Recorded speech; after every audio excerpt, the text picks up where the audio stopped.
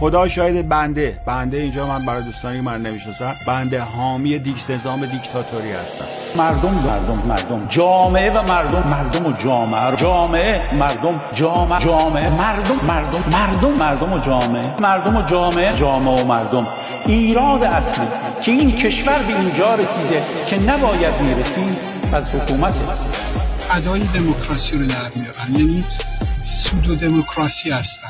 آقای دموکراسی نیست، این همون رعیت و ارباب رعیتی است، فئوداله. اینا فکر میکنن اینا مدرنیتن. این افراد مدرنیته نمیدونن چیه، اینا همون ارباب رعیتی هن. اینا هم پزنت و اون داستان اون رعیت و اون ارباب و بالا به پایین و ما باید ما چیزمون حفظ بشه و اینا مفهوم دموکراسی رو نمیدونن. خدا شاید بنده اینجا من برای دوستانی که من نمیشناسن بنده حامی نظام دیکتاتوری هستم. دیکتاتوری کی؟ دیکتاتوری الیت.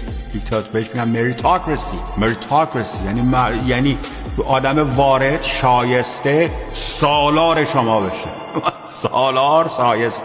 سالار بردگان بشه. منتالیتی بنده اینه. من دیکتاتورم، من دیکتیت میکنم به شما، میگم همینی که من میگم مثلا. ولی اینا میگن نه ما دموکراتی، هر کسی نظرش محترمه. من میگم گوه خورده هر کی که نظرش محترمه. این حرف اشکالی داره؟